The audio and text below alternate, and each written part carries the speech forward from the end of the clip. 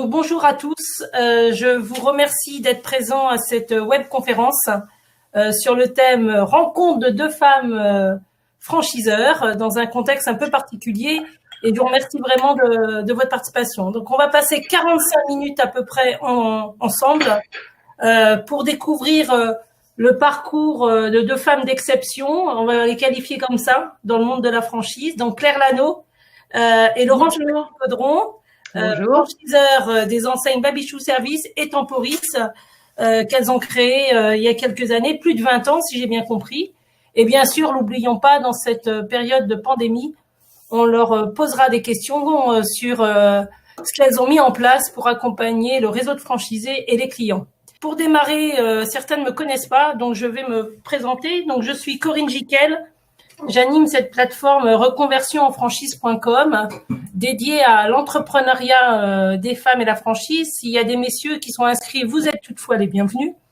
L'objectif de cette plateforme, c'est de faire découvrir des métiers en franchise, conseiller. Et en ce moment, j'ai mis en place un événement qui s'appelle 30 jours, je dis oui à la franchise, pour vous offrir en cette période et profitez-en des conseils, un livre blanc et faire découvrir des métiers comme ceux de Claire et sur la garde d'enfants à domicile et de Laurence sur le travail temporaire, des métiers d'enseignants engagés auxquels je crois, et je vous invite à participer à cet événement qui est complètement gratuit avec un certain nombre d'actions. Pour continuer, donc, je vais donner la parole à Claire et à Laurence. Donc, est-ce que vous pouvez vous présenter? Alors, non pas le franchiseur pour l'instant, mais qui êtes-vous? D'où vous venez? Voilà. Claire, à vous. Bonjour Corinne, merci déjà de nous accueillir et de nous proposer cette opportunité de partage d'expérience. Voilà, moi je suis donc franchiseuse depuis une douzaine d'années, un peu plus même. Et auparavant, j'ai créé une société effectivement de garde d'enfants. On verra qu'avant, elle était même une association, mais bon. Mais avant, vous n'étiez pas, si je peux me permettre, vous n'étiez pas dans la garde d'enfants au départ. Ah, pas du tout. Moi, j'ai fait une école de commerce et après, j'ai travaillé en SS2I, en société de services d'ingénierie informatique, comme on dit maintenant, plutôt dans l'IT. Et donc, je travaillais sur des projets et je recrutais déjà pas mal de personnel pour des projets informatiques avec des grands comptes. Et donc j'aimais bien, j'étais très sensible à tout ce qui était qualité de service et gestion des hommes. Donc j'ai travaillé une dizaine d'années, j'étais salariée avec beaucoup de bonheur. Et puis j'ai eu 2 enfants aussi à ce moment-là. Enfin, j'avais déjà 2 enfants. Et à 31 ans, j'ai rejoint une grosse boîte informatique qui s'appelle HP, Hewlett-Packard. Et en fait, je me suis pas du tout retrouvée dans la culture d'entreprise de HP à l'époque, qui est par ailleurs une très belle boîte. Hein. Et du coup, là, j'ai réfléchi à ce que j'avais vraiment envie de faire dans ma vie. Je me suis même fait conseiller d'un point de vue personnel. Hein. J'avais même, je crois, vu une psy à l'époque. Alors non pas parce que ça allait pas bien du tout, mais j'avais besoin d'y voir. Et non, mais comme quoi, à l'époque, c'était encore moins courant. Mais maintenant, on dit des coachs.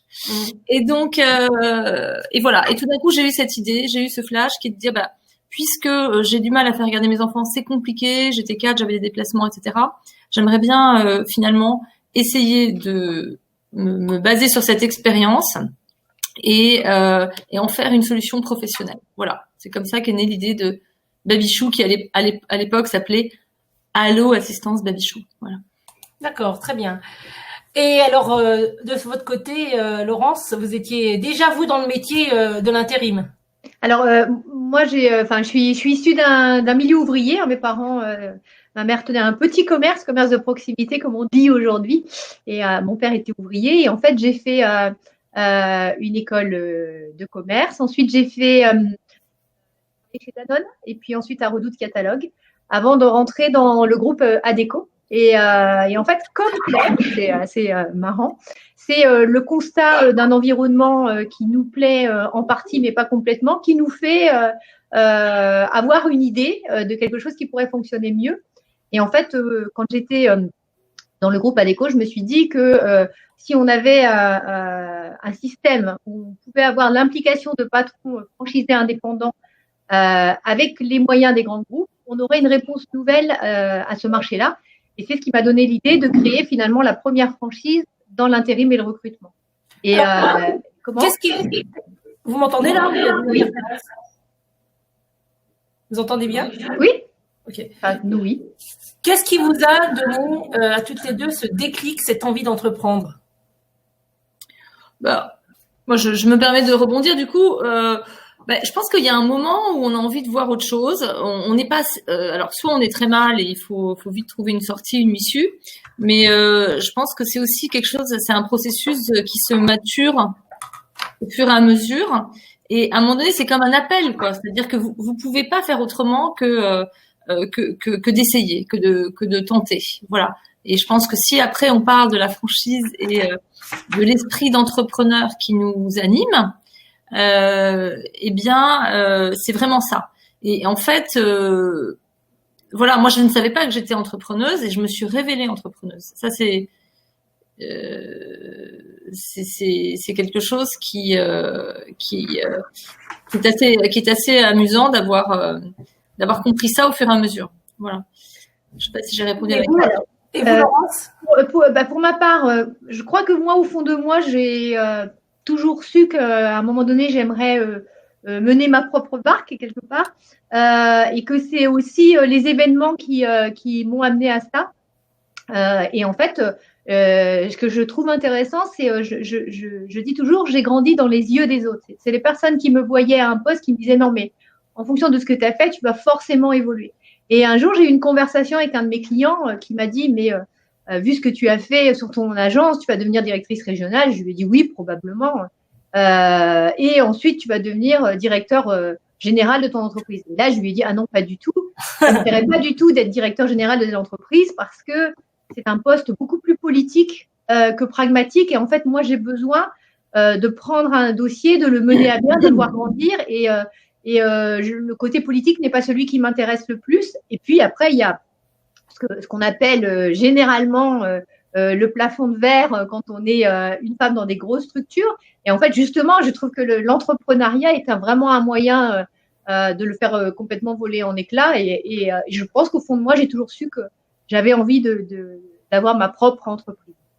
Alors, à un moment donné, avant de passer à chacun de vos concepts, ça a basculé en un réseau. Donc, Claire, vous avez une petite société, si j'ai bien compris, de garde d'enfants. Et tout d'un coup, qu'est-ce qui fait que, hop, on passe à devenir franchiseur et on va gérer aujourd'hui plus de 80 points de vente?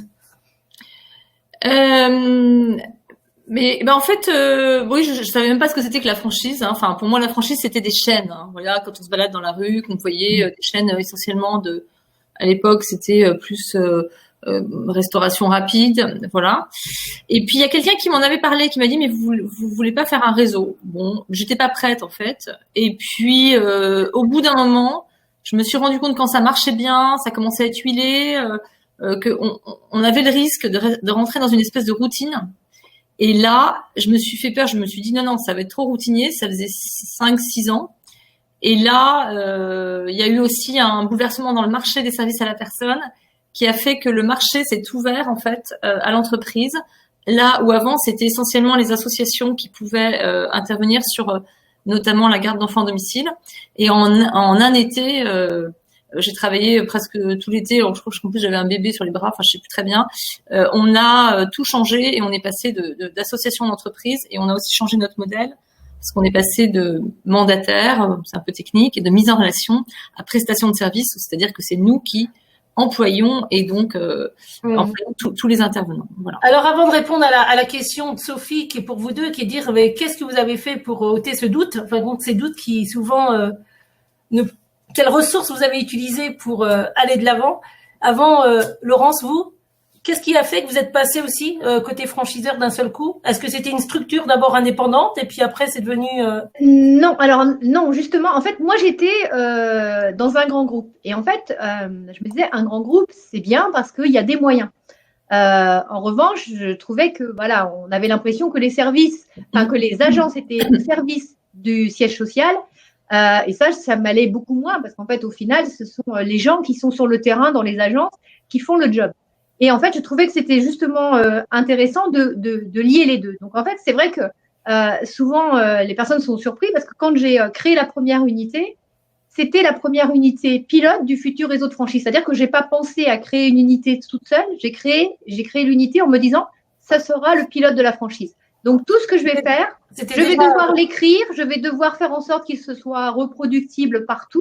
Donc, ça a été par le début, la typologie agence, le fait qu'on ait du parquet au sol, il fallait qu'on puisse le retrouver partout. Le mobilier, c'était l'explication de pourquoi au démarrage on avait du mobilier Ikea, c'était qu'on pouvait le retrouver un peu partout en France, voilà. Et tout ce qu'on faisait était écrit. Donc en fait, finalement, c'était le lancement de 2 entreprises en même temps.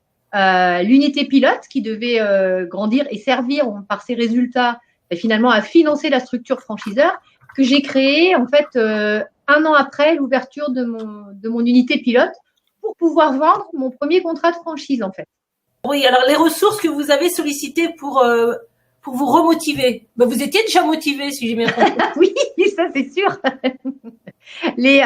En fait, ce que je trouve particulier dans la franchise, et finalement ça a été évoqué aussi par Claire d'une autre façon en disant j'avais peur de m'ennuyer. Ben, en gros, en fait, quand on est franchiseur, on s'ennuie jamais. Pourquoi? Parce qu'en fait, on a des franchisés qui sont complètement impliqués. Donc, en fait, ont toujours des idées, des envies, des exigences. Et du coup, ça nous aide finalement à toujours évoluer, toujours grandir, toujours trouver de nouvelles solutions. Et en fait, on est aujourd'hui dans un moment de crise et on a été dans un moment de crise en 2008. Donc, je pense que celle-ci est bien plus importante que celle de 2008. Mais néanmoins, c'est quand on crée une entreprise, et c'est aussi la raison pour laquelle on est là, je pense, avec Claire, c'est que entre le moment là qu'on vit d'échange et une ouverture d'agence il y a 9 mois, donc c'est quand même un process. On sait aussi que quand on est dans une entreprise, on vit des moments différents. Alors, des moments où ça va très fort, des moments où l'intelligence collective et puis la solidarité prend tout son sens. Et en ce moment, on est dans un moment comme ça. Mais il y a le fait qu'un réseau, ça vit, ça bouge. Alors, c'est pas un long fleuve tranquille. Mais c'est justement ça qui est passionnant. Enfin, je pense que Claire partage ce genre de... Ouais. Alors, moi, je voulais peut-être revenir quand même, sur aussi ce qui nous a motivés au départ pour répondre à la question de la personne qui avait posé cette question. Qu'est-ce qui fait qu'à un moment donné, on y va et où est-ce qu'on trouve nos ressources? Parce que je pense que là, on s'adresse effectivement à des gens qui peut-être vont entreprendre, peut-être avec nous ou pas. Enfin, bon, je pense que ce qui est important, c'est bien d'être au clair avec vous-même dans votre projet, sur ce que vous avez envie de faire, sur ce que vous n'avez pas envie de faire.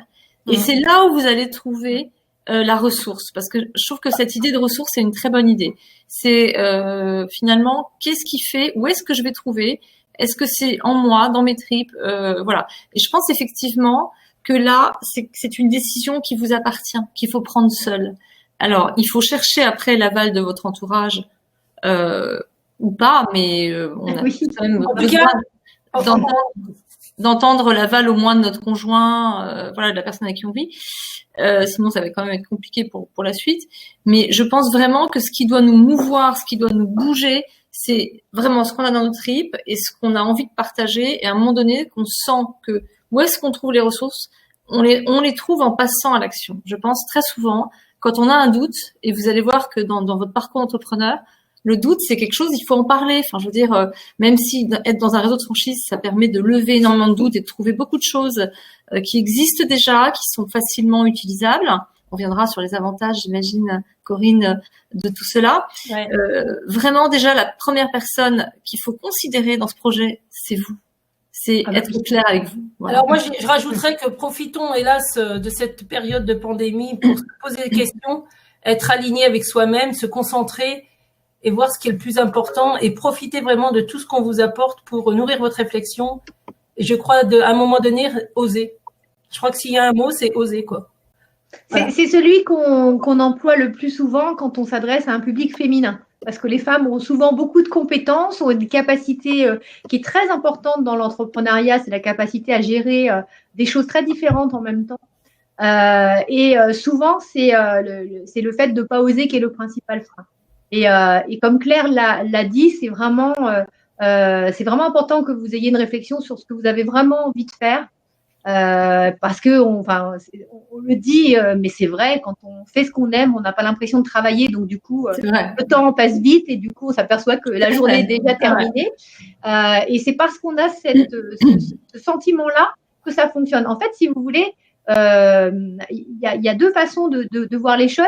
Il y a celle de dire, en gros, voilà ce que j'ai comme apport, et en fonction de l'apport que j'ai, voilà la franchise ou l'entreprise que je vais pouvoir avoir.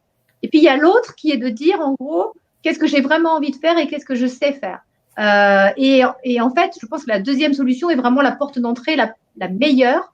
Parce qu'en fait, si vous faites ce que vous avez envie de faire, vous allez être brillante. Et si vous entrez dans une franchise qui, on va dire, est connue et reconnue et qui est j'allais dire, comment dire le mot exactement, enfin, que les banquiers suivent, vous aurez moins de difficultés à trouver de l'aide au financement. Et en fait, c'est par ce biais-là qu'il faut d'abord rentrer. Vous avez aussi des franchiseurs qui peuvent épauler certaines fois sur la partie financière. Je suis avec vous, mais j'envoie en même temps message à Isabelle. Isabelle, il y a beaucoup de problèmes. Donc, Pierre, si vous m'entendez, est-ce que vous pouvez joindre Isabelle? Je suis désolée, je donne son numéro 06 15 58 62 95 parce que je crois qu'elle a vraiment écouté. 06 15 58 62 95. Ouais. Merci Pierre. Alors, avant de parler du concept de Claire, de quoi vous êtes fière aujourd'hui? Pardon? De quoi êtes-vous fière aujourd'hui toutes les deux? Vas-y Laurence. Alors là, clairement, mais sans hésitation, de l'aventure entrepreneuriale collective. C'est-à-dire que qu'est-ce qui fait que j'ai toujours plaisir à me lever le matin et qu'est-ce qui fait qu'on a envie de se battre pour notre réseau, pour nos franchisés, c'est que voilà, on voit grandir des gens. Enfin, c'est une aventure humaine exceptionnelle, la franchise. Enfin, voilà, moi c'est vraiment ça. La première des choses. Alors, une aventure humaine, ça ne veut pas dire que tout est un long fleuve tranquille et que tout se passe bien toujours dans un réseau. Non.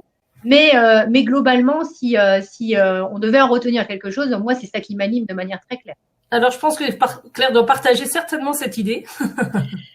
Oui, tout à fait. Je rajouterais quelque chose qui est peut-être plus personnel parce que si on me demande de quoi je suis vraiment le plus fière, c'est d'avoir réussi à mener de front ma vie de mère et ma vie d'entrepreneuse, parce que j'ai la chance d'avoir 4 enfants, et parce que effectivement, ce que je voudrais dire moi aux femmes, mais pas que, parce que je pense que c'est partagé par par les hommes aussi, c'est que entreprendre, c'est devenir libre. Moi, c'est vraiment ça qui m'anime. C'est devenir libre parce que c'est faire soi-même ses choix. Et ces choix de femme, on peut les faire en décidant de fonder une famille ou pas, de poursuivre finalement dans toutes les étapes de sa vie personnelle, mais aussi de sa vie de femme. Et je pense que je ne me suis pas oubliée. C'est-à-dire que le fait d'être entrepreneuse, ça m'a permis d'avoir plusieurs vies. Alors, moi, je me connaissais pas comme ça, mais finalement, je suis organisée. C'est pas forcément ce qui peut apparaître quand on regarde mon bureau. Mais mes collaboratrices me disent toujours comment vous faites pour vous y retrouver, mais j'y arrive très bien. Et il faut avoir confiance en soi et en sa capacité à mener plusieurs vies. Et donc, bien sûr, on est toujours entrepreneuse, on est toujours chef d'entreprise, même quand on se couche. Enfin, on peut pas complètement oublier, mais en même temps, on a une grande liberté. Et donc j'ai la chance d'avoir 2 filles et 2 garçons, donc c'est génial. Mais et quand mes filles me disent, et je pense que on dit que les enfants ils regardent ce que les gens font, leurs parents font plutôt que d'écouter. On apprend beaucoup plus avec l'image, avec la vidéo, Corinne, que avec juste des grands discours et des papiers. Mais donc les enfants, ils sont vraiment comme ça. Et je crois qu'ils ont l'exemple. En tout cas d'une maman qui est épanouie dans son travail, qui en parle un petit peu beaucoup quand même, mais qui promis parfois quand même. Les chefs d'entreprise parlent de leur travail, voilà. Ouais, donc voilà, moi c'est vraiment ça dont je suis la plus fière à titre personnel, attention, et à titre professionnel. Pour moi, l'un va pas sans l'autre, donc c'est effectivement d'avoir fondé cette grande famille, cette grande communauté Babychou, dans laquelle je crois beaucoup de mes franchisés, enfin nos franchisés se retrouvent, et aussi puisque j'ai aussi des agences en propre, c'est-à-dire des agences que j'ai fondées moi-même, sont également, je dirais, dans cette démarche communautaire qui est super importante. Continuons, à moins que vous ayez des questions. Alors, parlons-en de Babichou. Alors, le slide, il est un peu de travers, je sais pas pourquoi, mais non. Babichou, numéro 1 de la garde d'enfants à domicile, plus de 80 agences, un métier donc de garde d'enfants à domicile des parents. Est-ce que vous pouvez un peu parler de votre métier, de cette activité qui n'est donc pas une crèche, on est bien d'accord, hein? Ouais. Alors d'ailleurs, on en reparlera, mais il y a beaucoup de gens qui nous contactent en pensant qu'on est une crèche et en voulant ouvrir une crèche. Et il y a beaucoup de gens dans notre réseau qui voulaient ouvrir une ou des micro-crèches et qui se sont rendus compte que c'était quand même des démarches compliquées, des agréments compliqués à obtenir et des investissements et des niveaux d'apport personnel beaucoup plus élevés.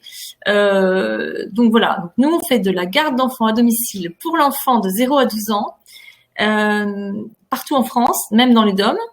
Depuis longtemps d'ailleurs. Et notre core business, comme on dit, c'est des prestations régulières. Donc il y a une grande récurrence. C'est une des grandes forces de notre réseau, hein, qui plaît beaucoup aux financeurs aussi. On a donc comme premier métier ce qu'on appelle le relais parent. C'est le fait d'aller chercher les enfants à l'école ou à la crèche et de les garder jusqu'au retour des parents, en assurant toutes les missions repas à préparer, repas à donner, bain, douche, et également suivi scolaire pour l'enfant jusqu'à l'entrée en collège. Voilà. Par ailleurs, peut-être que Corinne me reposera la question, mais on a développé toute une activité connexe parce qu'on a un réseau très innovant, on y reviendra, autour de l'événementiel pour les enfants. Donc, vous apportez des services complémentaires à la garde d'enfants à domicile ou c'est regrouper des enfants à un endroit? C'est toujours à domicile, hein, puisque nous, tout doit être à domicile, mais c'est effectivement des prestations d'anniversaire. Ça peut être aussi des prestations d'animation, de fêtes de famille ou de mariage. Alors là, c'est pas forcément à domicile, mais ça, c'est quelque chose qu'on fait aussi de plus en plus. Dans tous les cas, nous recrutons des personnes. Donc, notre job et le job du futur franchisé, c'est effectivement de se constituer un pool d'intervenants. Donc, ça peut être des jeunes étudiants qui ont une appétence particulière pour le monde de l'enfance ou du médico-social. Donc, on privilégie beaucoup les gens qui ont fait des études dans le social, médico-social ou autre, mais également des personnes qui sont diplômées de la petite enfance. On verra aussi qu'on participe par des parcours professionnalisants à intégrer des gens et à les intégrer professionnellement, puisqu'on les prépare au CAP petite enfance.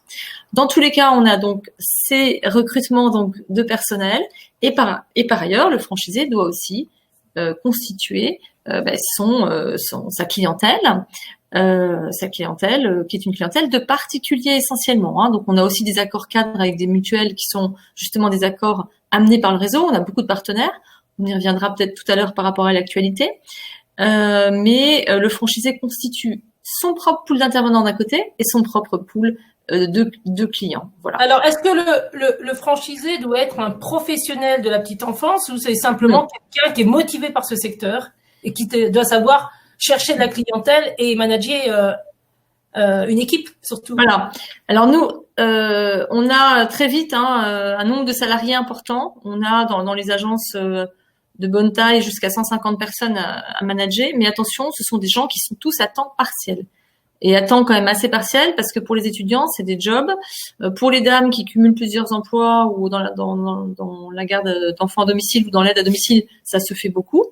Ça peut être aussi des jeunes mamies, des seniors qui veulent arrondir leur fin de mois et compléter leurs revenus. Ça peut être aussi des personnes qui travaillent dans le domaine de l'animation et qui ont une très bonne expertise auprès des enfants. Donc, en général, c'est plutôt des contrats de quelques heures par semaine, sauf exception, on a des gros temps partiels ou des temps pleins. Donc, ça peut tout à fait se cumuler avec d'autres activités. Fait qu'on a beaucoup de salariés, mais globalement, un nombre de personnes à temps plein, en ETP, comme on dit, en équivalent temps plein, qui est 4 fois, 5 fois moindre. Voilà. Alors, si vous avez des questions, n'hésitez pas à poser des questions à Claire sur son activité. J'espère que vous êtes toujours là et vous nous entendez. La garde d'enfants, ça fait partie des services à la personne. Ouais. Donc, ça veut dire que c'est un métier qui est agréé. Mm-hmm. Il faut un agrément plutôt. Est-ce que c'est plus facile d'entreprendre en franchise quand il faut un agrément que de le faire seule, puisque beaucoup de femmes souhaitent faire ce métier, mais seules, et demander l'agrément. Est-ce que c'est pas plus facile de s'appuyer sur un réseau? Naturellement, hein, c'est beaucoup plus facile. D'abord parce que nous, on a une structure qui accompagne le franchisé. On a un référent métier national petite enfance qui va suivre le franchisé sur cette demande d'agrément.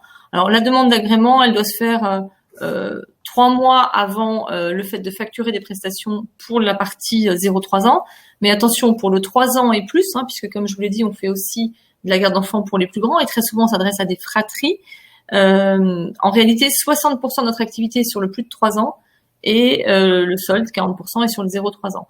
Donc, on accompagne vraiment nos franchisés sur beaucoup de sujets, notamment sur l'agrément, qui est une des premières démarches administratives qu'on va faire avec le candidat à la franchise. Et il va être complètement épaulé puisqu'on a des dossiers prêts, et puis après, on va l'épauler dans les allers-retours qu'il va avoir avec les administrations qui instruisent ces dossiers. Alors, on va revenir sur la vie au sein du réseau et l'accompagnement.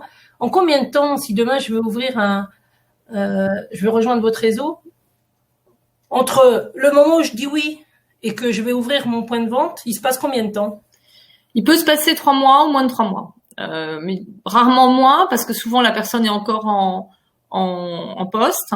Mais si parmi vous, il y a des personnes qui cherchent une bonne idée et que le déclic se faisait, pourquoi pas aujourd'hui ou dans la continuité de nos échanges, si vous êtes déjà libéré entre guillemets de vos obligations professionnelles, et par exemple si vous avez pu négocier une rupture conventionnelle ou si vous pouvez faire jouer la faculté qui vous est désormais offerte, si vous avez 5 ans d'activité continue dans la même 5 ans d'activité continue, d'activité professionnelle, vous savez que maintenant, depuis janvier, le gouvernement Macron a permis que vous puissiez, avec un projet solide, donc être indemnisé aussi par le Pôle emploi. Donc il faut vérifier vos droits au Pôle emploi, mais c'est possible. Donc si vous êtes dans un cas de figure où vous êtes relativement libéré, où vous pouvez quitter assez facilement votre entreprise et que vous disposez d'un apport personnel suffisant, on va voir après peut-être ces éléments.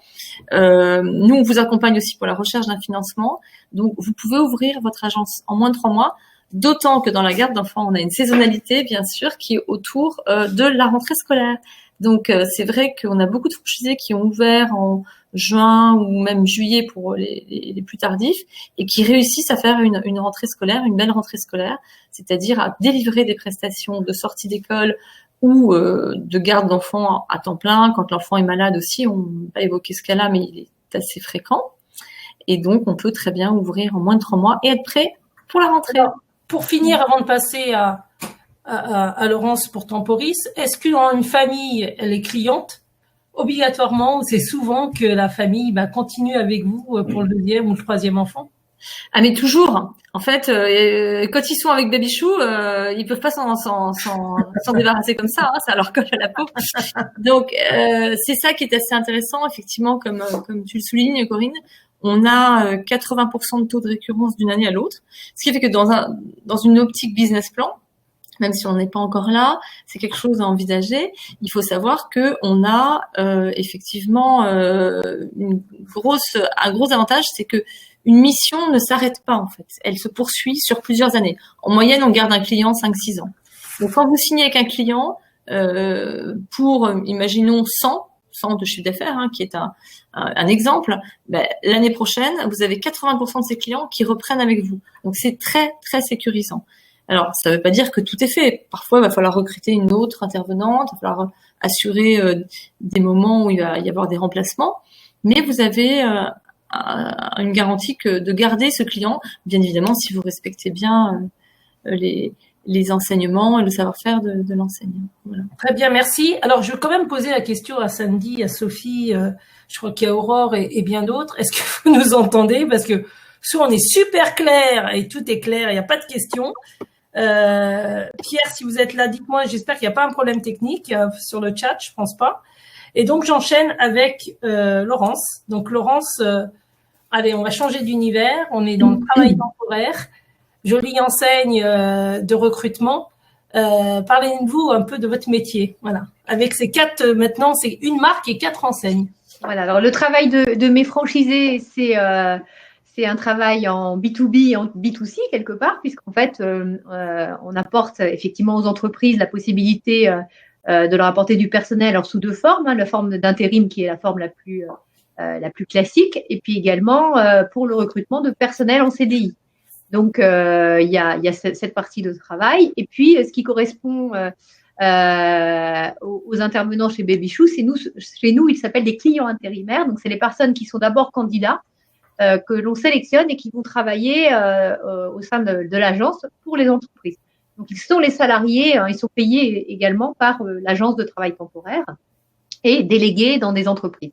Donc en fait, c'est un travail aussi, on va retrouver l'effet récurrence, puisqu'en fait, quand on travaille avec une entreprise et que finalement, on lui délègue du personnel, dans la mesure où la qualité de service est là, ce qui est le cas chez nous, puisqu'on a eu des prix pour ça, eh bien, l'entreprise continue à faire appel à nous. Donc, il y a aussi un effet de récurrence important.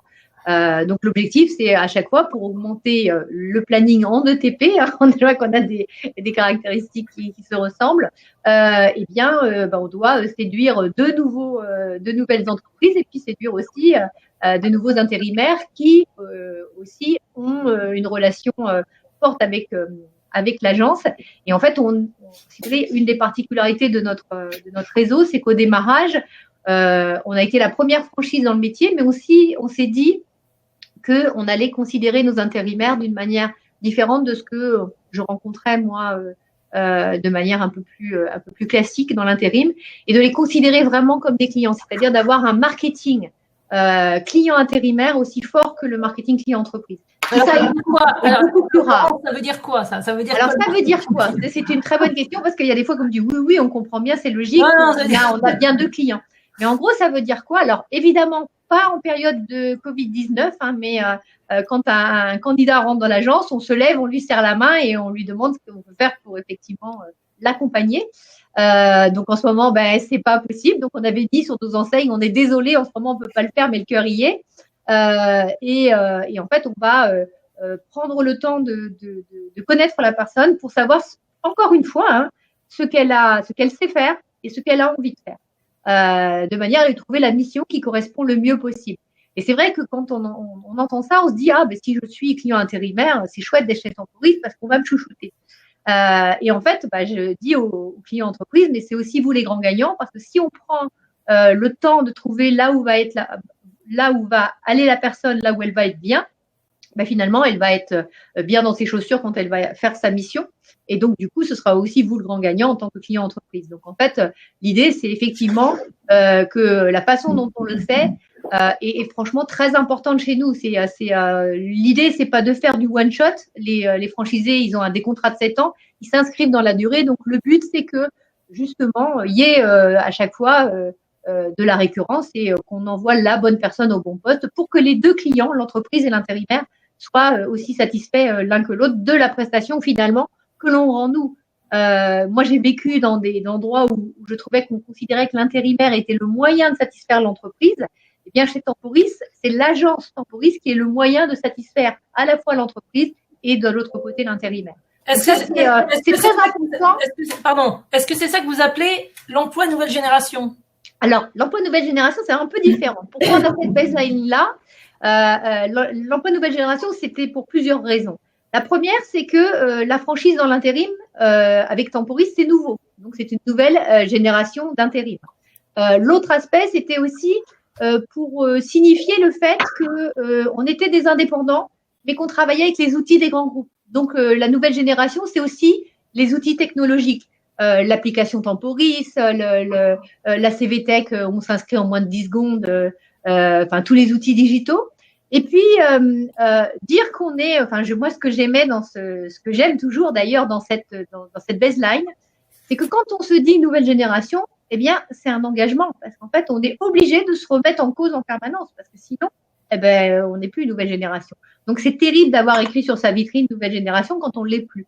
Donc voilà, donc c'est une obligation finalement de continuer à avancer et toujours proposer des choses qui sont nouvelles. Alors, vous avez une marque Temporis. Oui. Elle est diversifiée puisqu'il y a 4 enseignes.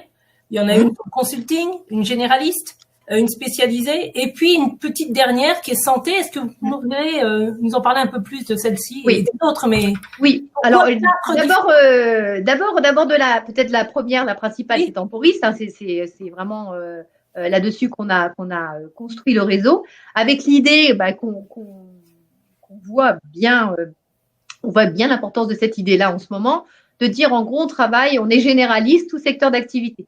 Et au fur et à mesure que l'agence grandit, on spécialise les personnes qui sélectionnent dans des secteurs d'activité de manière à ne pas être fragile en période de crise, parce qu'on dit souvent qu'en période de crise, ce ne sont pas tous les secteurs qui sont touchés en même temps. Et donc, plus on travaille avec des secteurs diversifiés, mieux c'est, puisque du coup, on ne sera pas pénalisé sur l'ensemble du planning. La deuxième enseigne, c'est une enseigne que les généralistes peuvent avoir, mais qu'ils ont au bout d'un certain temps, quand ils sont plus aguerris. C'est la partie consulting, c'est la partie conseil RH, c'est l'emploi tertiaire, c'est des agences spécialisées dans la partie sélection des personnes qui sont en placement en CDI. Ensuite, on a effectivement la partie spécialité qui est Paris Intramuros, parce que Paris Intramuros, on ne pouvait pas dire vous aurez de la rue un tel à la rue un tel, parce que les gens circulent partout dans Paris. Donc l'idée de Paris, c'est vraiment avoir Temporis banque assurance, Temporis Modélux, Temporis hôtellerie restauration, enfin voilà des spécialités. Et la partie santé qui est en ce moment notre pilote et qui est en train d'être déclinée, qui se porte bien en ce moment, puisque en ce moment le secteur de la santé se porte bien et on sait tous pourquoi. Et en fait, l'idée c'était effectivement d'apporter autour d'une marque des spécialités différentes pour qu'en fait on puisse avoir une expertise forte dans chacun des domaines. Mais il y avait un besoin nécessaire dans le domaine de la santé pour avoir pris parti de créer une structure autour de ces métiers de santé. C'est un métier qui est particulier et qui est différent. D'ailleurs, si on regarde ce qui se fait autour des grandes enseignes, la partie santé est à part des réseaux. Pourquoi ? Parce que ce n'est pas la même clientèle. C'est une clientèle qui a besoin d'avoir en face des gens spécialisés dans leur domaine. Et il y a des astreintes, par exemple, dans la partie santé. Il y a des vacations qu'on va pas retrouver dans l'intérim classique. Donc, il y a vraiment des spécificités. Et puis, des cliniques, des hôpitaux vont avoir envie d'avoir des interlocuteurs qui connaissent leur secteur d'activité. Très bien. Alors, dernière question, la question que j'avais posée aussi à Claire, je vous la pose aussi. Si aujourd'hui, je dis voilà, je signe avec vous, en combien de temps je peux ouvrir je ne suis pas du métier, ouais. Mais vous m'avez recruté, est-ce que voilà. En combien de temps je peux ouvrir une enseigne Temporis, une agence Temporis. 95% de nos franchisés ne viennent pas du métier, donc déjà voilà, c'est aussi rassurant de se dire qu'on peut, en ayant des compétences commerciales, gestion, management, entrer dans une franchise dès lors qu'en fait on a un accompagnement fort et une formation dédiée. Nous on a près de 50 permanents au service de nos franchisés justement pour apporter tous ces services-là. Et en fait, chez nous, c'est entre le premier contact et l'ouverture d'agence, c'est à peu près 9 mois. C'est aussi la raison pour laquelle je suis là aujourd'hui, parce qu'en fait, chez nous, le process, il est long. Donc, du coup, en y pensant maintenant, c'est sûr que dans 9 mois, il y aura plein de choses qui auront changé dans l'environnement et que c'est bien d'être prêt à ouvrir dans 9 mois. Alors, pour les personnes qui se sont inscrites, qui ne savent pas obligatoirement ce que c'est qu'une franchise, puisque l'objectif, c'était de parler du parcours de 2 femmes franchiseurs, je vais rappeler 2-3 points et je vous remercie si vous pouvez compléter. 76% d'anciens salariés souvent vont entreprendre en franchise. Faut le savoir, 4 franchisés sur 10 sont des femmes.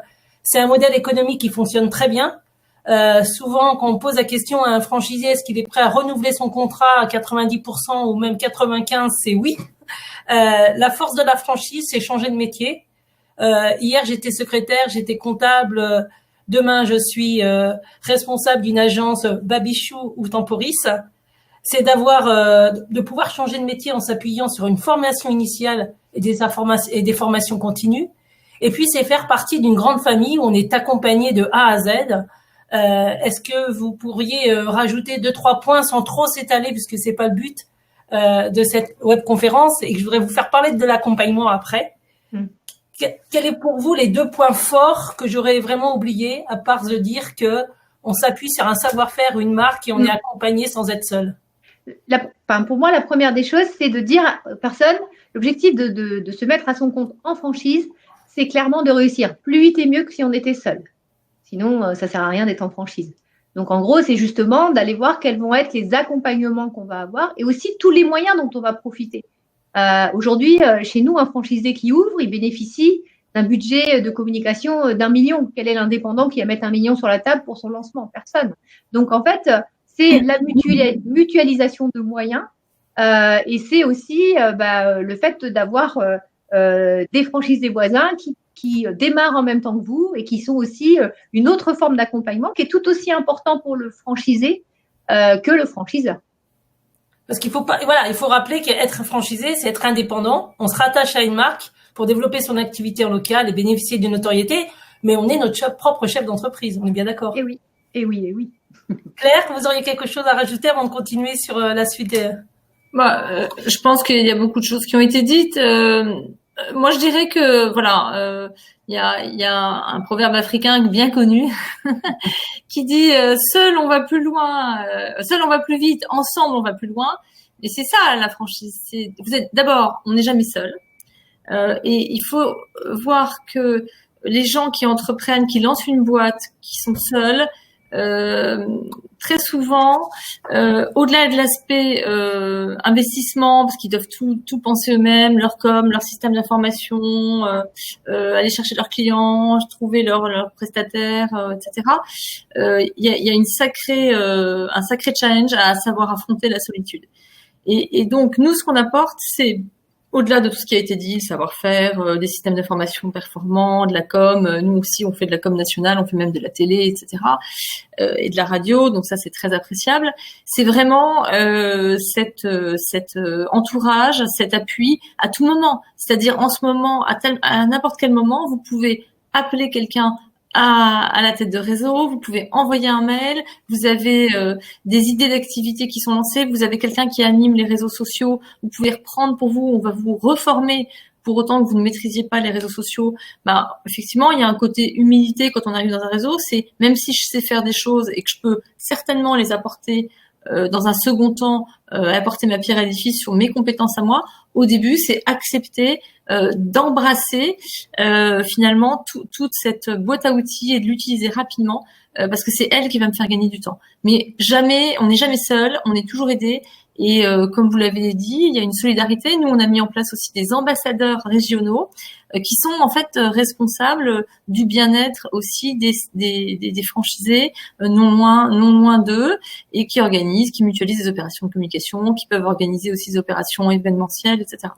Donc le gros avantage, c'est ça, c'est être ensemble, c'est aller plus vite, et évidemment au service de la réussite de l'entreprise et de la personne. Voilà, je pense que par rapport à chacun des métiers, Laurence, je crois que vous avez un staff assez important pour tout ce qui est veille juridique, RH, etc. Je crois à chaque métier, il y a un support. Et comme l'a dit Natacha, oui, la franchise, c'est aider à oser.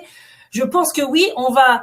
je vais vous laisser répondre, Laurence, et on va passer sur la 4e partie, qui est justement votre accompagnement. Allez-y, Laurence, le temps que j'appuie sur d'accord.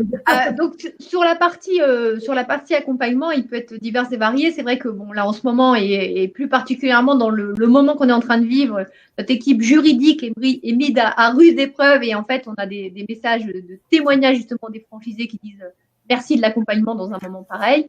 On a nos contrôleurs de gestion qui sont aussi sur le pont parce qu'on est en train de refaire les budgets 2020.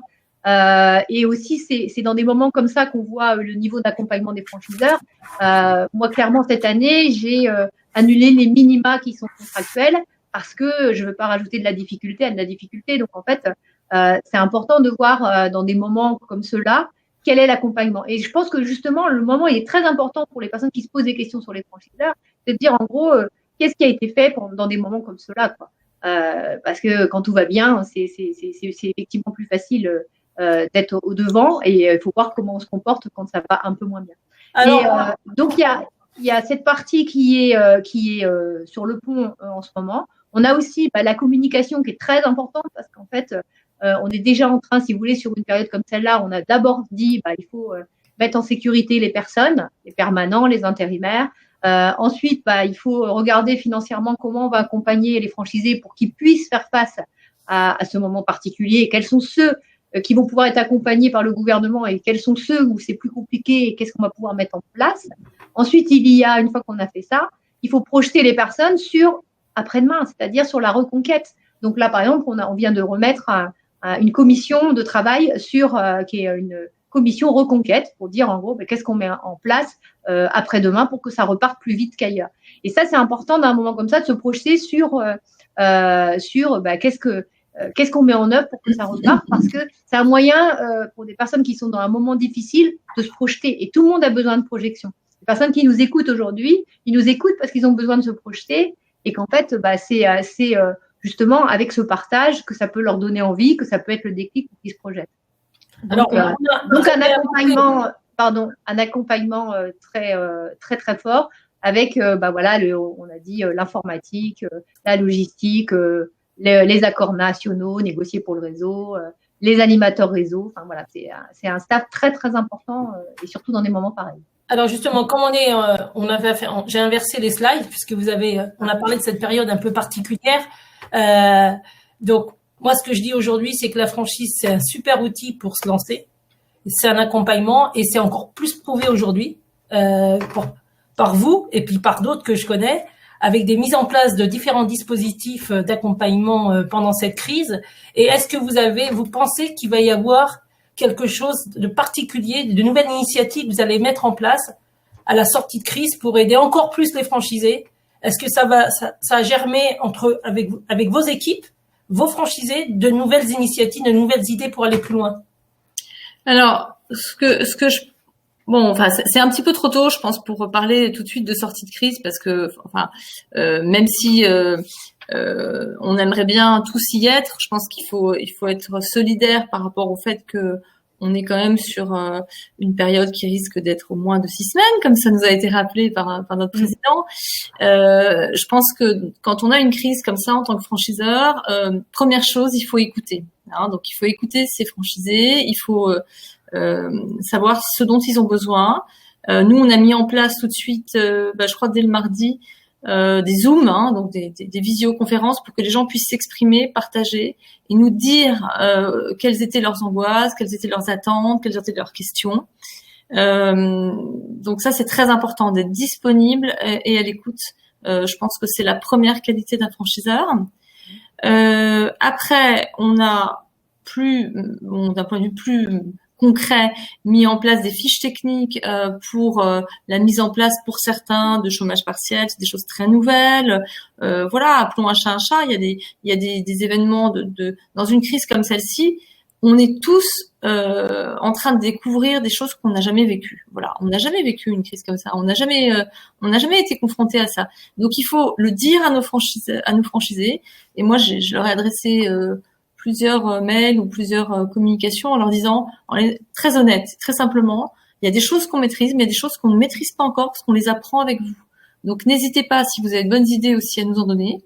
Et là, on est en train effectivement de construire ensemble quelque chose de nouveau. Et une des valeurs de Babychou Service, c'est l'innovation et la créativité.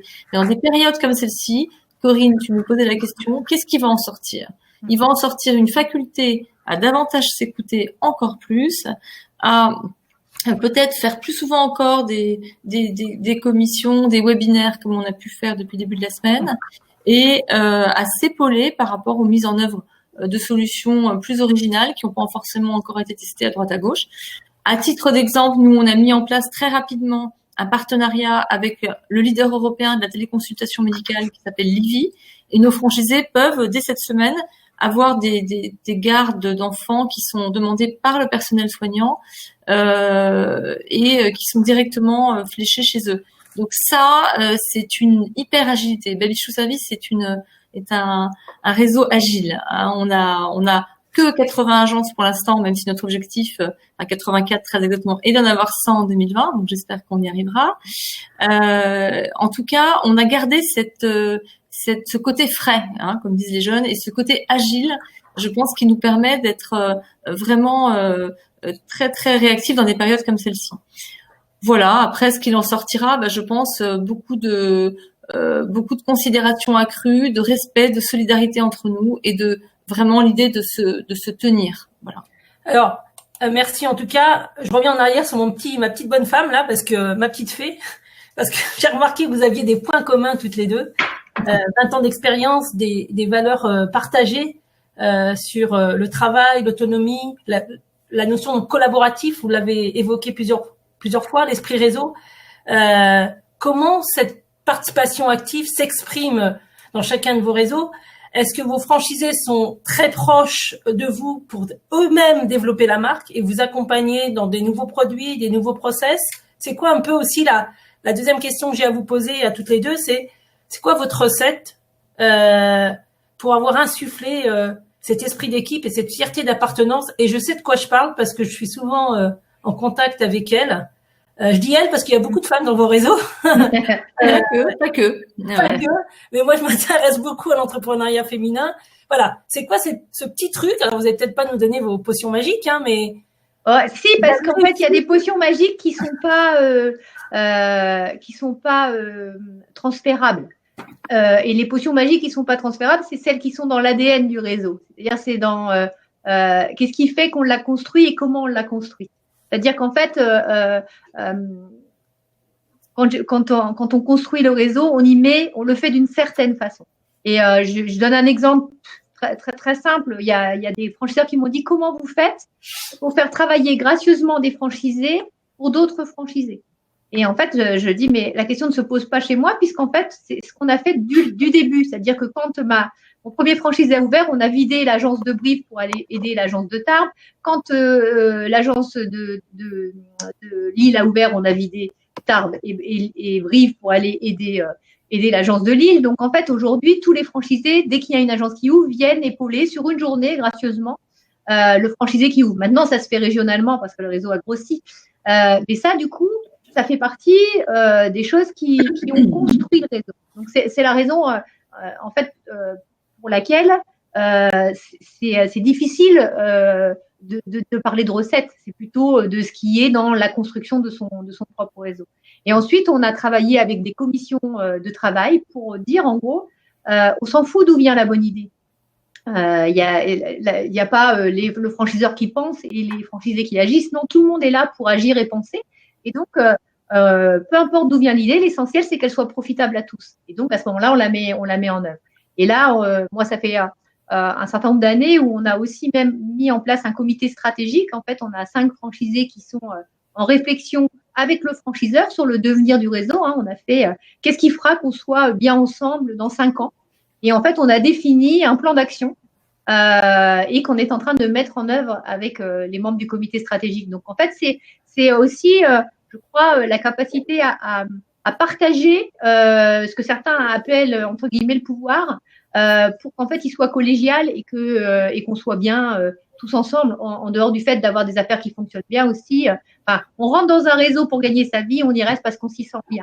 Et ça, c'est important qu'on mette en place tout ce qui fait qu'on s'y sent bien.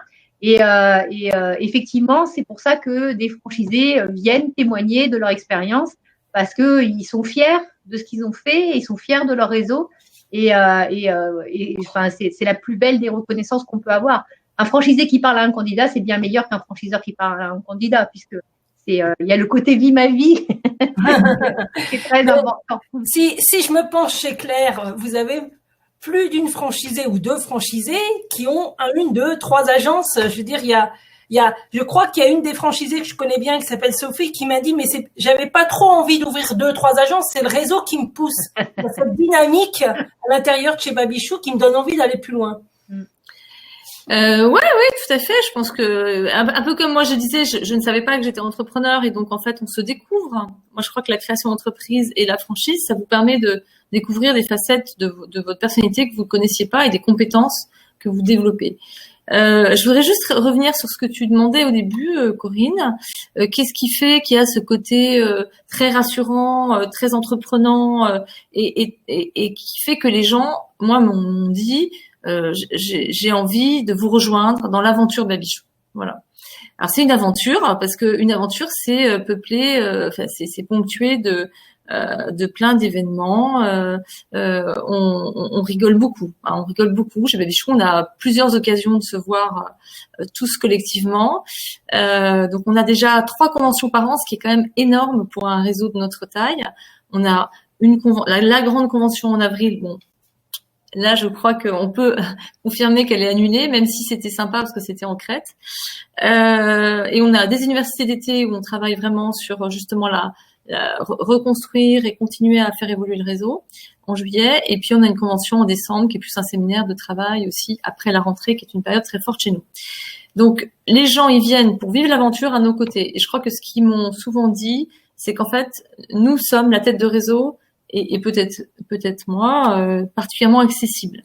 C'est-à-dire que on a la particularité, je pense avec Laurence, d'être aux commandes, d'être des personnes qui ont encore beaucoup d'idées et plein de projets. En tout cas, moi, j'en ai beaucoup pour mon réseau et peut-être aussi d'autres marques un jour à venir. Une fois qu'on aura passé les 100 agences, je pense qu'on aura d'autres étoiles à aller chercher. Et donc, les gens ont une confiance énorme dans le réseau. On a voilà, cet ADN, on a cette confiance, cette envie de continuer à vivre des choses ensemble, qui est très importante. Et bien sûr, ils ont confiance en nous. Alors parfois, c'est quelque chose que j'ai réalisé il y a quelques années, il y a pas très longtemps. Effectivement, on a gagné le prix l'Express, la franchise la plus collaborative. Et j'ai tout de suite dédié ce prix à mon réseau parce que je ne vois pas comment il peut en être autrement. Donc pour moi, le réseau, c'est nous. C'est les franchisés et aussi mes salariés collaborateurs d'agence, parce que j'ai quand même 8 agences en propre et qui aussi pour nous doivent être des phares, c'est-à-dire des lumières aussi qui brillent on peut pas se permettre de décevoir le réseau. On doit être exemplaire. Et ce que je trouve génial dans un réseau, c'est qu'en fait, c'est les franchisés qui nous poussent à tout le temps innover et à aller chercher aller jouer sur des terrains où on n'aurait pas osé aller seul. Donc merci à tous les franchisés, merci à ceux qui vont nous rejoindre, j'espère, de nous aider à tout le temps nous challenger, à prendre des risques. Si on prend pas de risques, moi ma pire crainte, c'est l'ennui, c'est tout. Avec autant de franchisés, il n'y a pas d'ennui, il y a une dynamique. Il n'y a pas d'ennui, mais il y a le fait d'avoir confiance. Voilà. Alors, je voudrais qu'on réponde toutes les trois à Natacha qui dit, qui dit quoi? Qui dit, est-ce que c'est parce que vous êtes cadre dans une grande société que vous avez réussi à mettre ça en place? Moi, je suis pas trop d'accord. Non, pas du tout. Et d'ailleurs, elle dit aussi, est-ce le cas pour les franchisés? Et en fait, non. On a des gens de provenance très différentes. Moi, j'ai des personnes qui étaient profs vacataires, donc forcément, ça paraît assez étrange. Donc, non, on a des personnes qui viennent de la grande distribution. Il y a vraiment tout type de personnes. Et j'ai aussi 19 salariés des agences temporistes qui sont devenus franchisés. Donc, en fait, qui étaient des personnes qui ont été assistantes d'agence et qui sont devenues franchisées. Donc, et qui réussissent de manière assez formidable. Après, si je peux me permettre. Non, moi, si je peux me permettre, alors, c'est Natacha qui a posé la question. Natacha, moi, ça me fait un peu peur, les gens qui savent tout, si vous voulez. Les gens qui ont tout vu, qui ont été dans les trop, alors, je dis pas ça par rapport à nous, hein, mais les gens qui maîtriseraient toutes les fonctions de l'entreprise, c'est pas vrai, en fait. On a des talents. Il faut se faire confiance. Donc, nous, on sait qu'il y a des sujets sur lesquels on est bon, d'autres sur lesquels on est moins bon. Moi, je suis naturellement attirée vers la communication, vers le fait de créer des nouveaux produits, vers le marketing, et j'ai découvert un deuxième métier qui est le métier d'être franchiseur. Au début, je savais juste faire de la garde d'enfants à domicile. Bon, c'était pas mal, ça marchait, c'était déjà pas mal. Et puis il y a un moment où vous découvrez que vous avez un second métier, c'est celui d'accompagner les autres et de les aider, de les emmener vers la réussite. Et c'est ça qui m'intéresse. Donc moi, je passe 50% de mon temps sur le réseau et 50% sur mes 8 agences en propre qui sont quand même des grosses agences. Alors, il y a un truc qu'il faut savoir faire quand on est franchiseur ou franchisé, c'est faire confiance. Je reviens là-dessus parce que vous, si vous rentrez chez nous, vous faites confiance à votre franchiseur et moi, par défaut, je vous fais confiance. Et là, c'est là où la prise de risque est équilibrée. Et pour moi, la franchise, c'est un équilibre. Voilà. Et c'est cet équilibre qu'il faut en partie rechercher. Donc les gens qui arriveraient en disant moi j'ai fait ceci, cela, gna gna gna, oulala, moi ça me fait peur.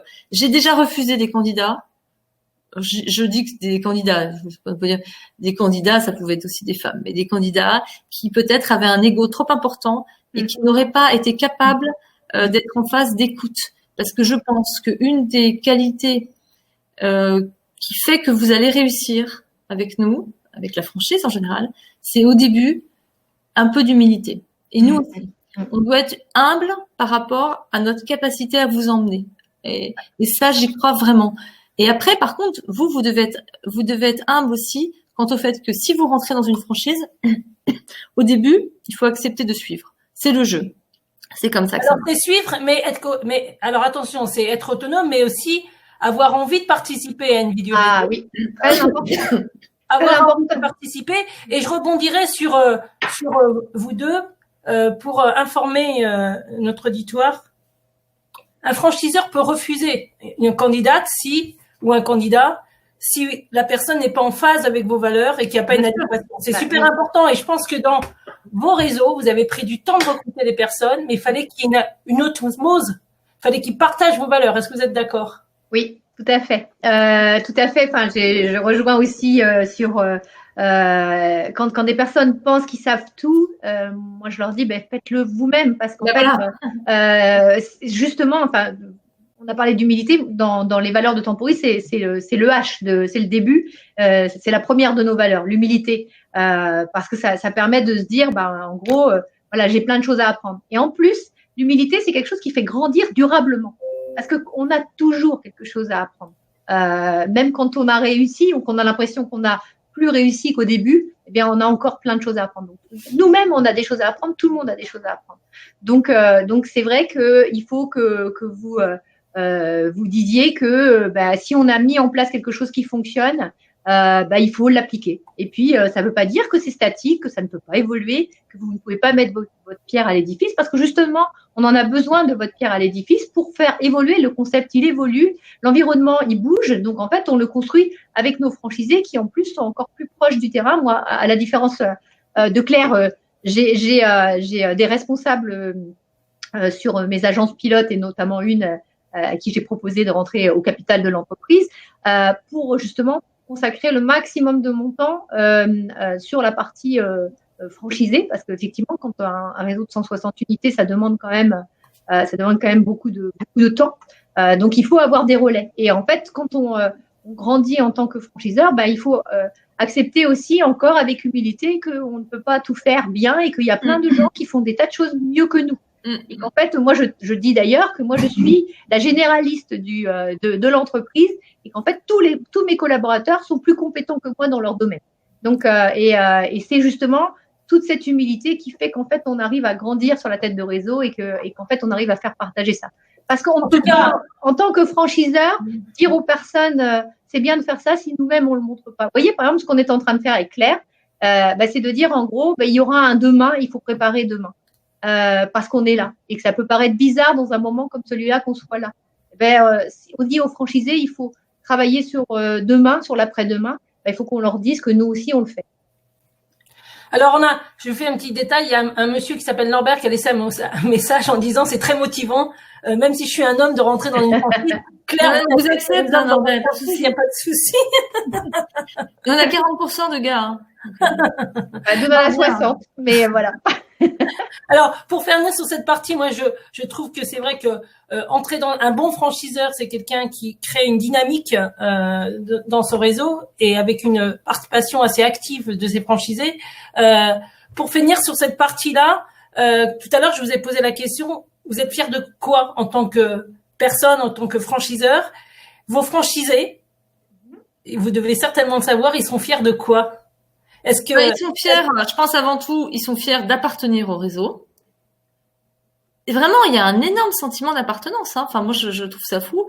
Et ils sont fiers d'avoir réussi, parce que j'ai pas répondu à ta question, je crois. Tu me disais tout à l'heure, j'ai une franchisée qui a cinq agences. Oui, Ouais. Sophie, qui a plusieurs, mais vous êtes plusieurs, même chez. Oui, chez mais plein. Il y en a Ouais. une douzaine qui sont multifranchisés. Donc nous, d'ailleurs, ça c'est un parcours qu'on propose. Alors, on peut très bien vivre avec une agence franchisée Babichou Service, mais en fonction de l'ambition, de la réussite, de la capacité de travail de la personne et de la capacité de déléguer, parce que si vous voulez grossir, il faut déléguer. Bien sûr, on a des gens qui ont des très belles réussites, des belles boîtes. Donc de quoi ils sont fiers? Je pense de ça, de leur réussite, de leur appartenance, de ce qu'ils partagent dans le réseau, et aussi quand même, il faut pas oublier que nous on a un service en direction des familles, donc de pourvoir et de fournir des prestations de qualité auprès de nos clients. Il faut savoir que tous nos clients sont audités avec un avis client certifié, avec des avis clients certifiés. Donc c'est pas des faux avis comme malheureusement ça pullule parfois sur Google ou autre. Allez voir sur notre site, vous verrez qu'on a de nombreux avis. On a interrogé non seulement nos clients, mais également nos intervenants, parce que pour nous, les intervenants qui vont aller garder les enfants sont aussi importants que nos clients. Et pour rebondir sur ce que tu disais, Corinne, et ce qu'on a fait, comment on a fait évoluer le réseau. Quand on a fêté les 20 ans de la marque, on a réuni tout le monde, et là on a invité tous nos salariés des agences en convention à l'étranger, et on les a fait travailler un petit peu quand même sur ce qu'on appelle des tables rondes. Le nom moderne m'échappe, mais il va revenir. Et on avait fait travailler les clients. Et on avait fait travailler les clients de plein d'agences en France avant, à des endroits différents. On les avait réunis pour savoir comment ils percevaient notre marque et nos services, et comment ils voyaient, eux, les clients, et les intervenants, parce qu'on l'a fait aussi bien côté client, côté intervenant, comment ils voyaient l'évolution de notre marque. Et comment ils voyaient l'évolution de nos services, ce qu'ils trouvaient bien et ce qu'ils trouvaient moins bien. Et ce qu'ils avaient envie, vers quoi ils avaient envie de nous voir. Et c'est génial parce qu'on a des clients qui étaient là avec nous depuis 6-7 ans, qui sont venus le soir, ça a duré 1h30, 2h, 3h, et ils ont eu plaisir à discuter. Et tout ce travail, c'était de la matière, et on l'a partagé avec les franchisés et les collaborateurs d'agence, et on a travaillé dessus pendant un après-midi. Et il en est sorti une nouvelle offre. Et c'est là où on a sorti une offre qui s'appelle les mercredis découvertes, qui sont des ateliers à la maison le mercredi, qui sont une gamme d'ateliers sur toute l'année, qui permettent d'apporter un plus aux enfants le mercredi, pour éviter que les enfants soient brinque-ballés à droite à gauche entre je ne sais combien d'activités qui les fatiguent, qui fatiguent les parents et qui fatiguent les enfants finalement aussi. Donc voilà, les mercredis découvertes, c'est une super offre qu'on a lancée. Et qui est-ce qui en est à l'origine? Les franchisés, les clients et les intervenants. Et ça, alors, c'est vraiment génial. Si je peux me permettre, Laurent, je crois que c'est pareil. Vous venez de fêter vos 20 ans. Et là, il s'est passé un truc magique aussi pendant ces 3 jours.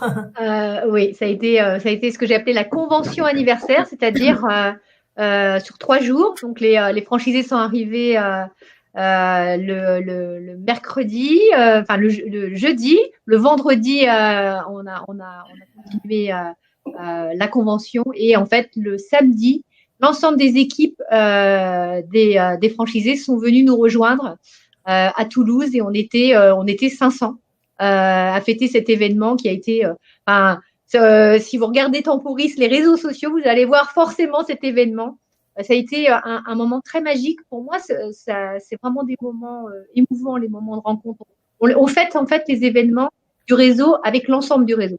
On avait fait la fête de la 20e, la 50e, celle de la 100e agence, et là on a fait les 20 ans. On est pas loin de 170 agences, et tout le monde est arrivé habillé en blanc, rouge et noir. Enfin, c'était assez magique, et on sentait là vraiment cette fierté. Enfin, les organisateurs m'ont dit non mais il y a eu, les gens ont pris devant le photocall 8000 photos.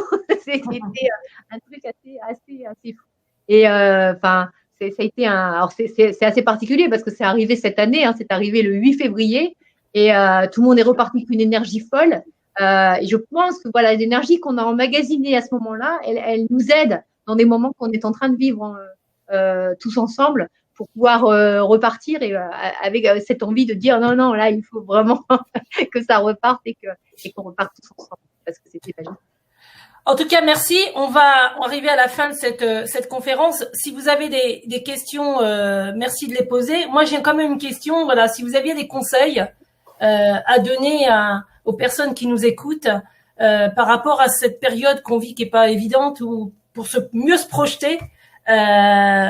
Moi, je suis convaincue de la franchise quand on choisit bien son réseau, et vous faites partie des réseaux que je préfère. Mais qu'est-ce que vous pourriez donner comme clé à ces personnes qui nous écoutent et qui se posent des questions, j'y vais pas, comment Voilà, c'est assez simple. Enfin, moi j'ai remarqué que souvent les périodes d'adversité, les périodes de difficulté étaient des périodes qui nous faisaient avancer. Donc, est-ce que pour vous, monsieur, mesdames, est-ce que ça serait pas le moment de sérieusement se dire, vous demander qu'est-ce que vous avez vraiment envie de faire pour vous dans votre vie professionnelle, et de réfléchir vraiment à mettre en place un rétro-planning, de vous dire allez, c'est décidé, je me lance en 2020 ou plus tard, j'en sais rien, et voilà, faites quelque chose pour vous. Voilà. Alors bien sûr, en ce moment, il faut s'occuper de ses proches, etc. Mais là, on parle d'un point de vue professionnel, d'oser y aller cette fois-ci, traverser le gué et se dire c'est peut-être maintenant que c'est mon moment, c'est maintenant que je peux y aller, et croyez que on sera très heureux de vous accompagner. Voilà. Moi, je dirais qu'il n'y a pas de bon moment pour créer son entreprise, et il n'y a pas de mauvais moment. Si on attend le bon moment pour créer son entreprise, on ne la crée jamais. Donc, effectivement, c'est quelque chose qui doit partir de soi, et en fait, qui doit être quelque chose qui vous fasse rêver, quoi. Et aussi l'activité. Donc, après, dans les conseils que je peux vous donner, c'est surtout, renseignez-vous bien sur le franchiseur, regardez le parcours qu'il vous propose pour, en fait, vous faire une idée concrète de ce que va être votre futur métier. Un franchiseur vous ouvrira ses portes et ouvrira les portes des franchisés dans la mesure où il est transparent. Et allez chercher un franchiseur transparent qui, justement, vous ouvrira toutes les portes et celles de son franchisé pour que vous puissiez bien valider que vous êtes faite pour ce métier. Et en fait, on le voit, on voit des franchisés qui démarrent leur parcours, et on voit leur motivation qui grandit au fil du temps. Et chez nous, le fait de valider une candidature, c'est aussi quelque chose de collégial, parce qu'on est vraiment dans la co-construction, et qu'il est important que vous vous sentiez bien. Et d'ailleurs, c'est assez génial, parce que moi, j'ai des franchisés, quand ils rentrent dans le réseau, ils me disent mais c'est fou, en fait, on arrive, on connaissait personne, et là, en une réunion, on a l'impression qu'on les connaissait déjà. Et en fait, ça vient du recrutement. Parce qu'en fait, quand on recrute ses franchisés, et moi, c'est quelque chose que je ne laisserai jamais, je ne laisserai jamais la main à quelqu'un pour faire entrer un franchisé dans mon réseau sans que j'ai validé sa candidature. Ça veut dire qu'il y a des valeurs auxquelles on tient, et qu'en fait, si on ne sent pas que le candidat les a, on préfère ne pas avancer avec ce candidat. Il y a les compétences, parce que des fois, on peut avoir les valeurs, mais pas les compétences. Mais nous, on cherche des candidats qui ont les deux, parce qu'on veut grandir durablement avec vous. Voilà. En tout cas, merci d'avoir animé et d'être avec moi ce jeudi après-midi. Si vous avez des questions, n'hésitez pas. Laurence et Claire, est-ce que vous avez quelque chose à rajouter ? Eh ben, portez-vous bien, prenez soin de vous et de vos proches, et puis voilà, pensez à vous durablement et à vos prochains objectifs. Voilà. Et moi, je terminerai en vous disant que profitez encore une fois de mes 30 jours, téléchargez le livre dans lequel il y a des témoignages de justement des franchisés de Claire et de Laurence, gagnez des passes formation avec la FFF, où je vous offre des passes formation pendant cette période. Réfléchissez à votre avenir et n'hésitez pas à me contacter. Je suis disponible. Merci Claire. Merci à toi. Merci à vous. Merci Corinne. Je vous en prie. À bientôt. Au revoir. Au revoir.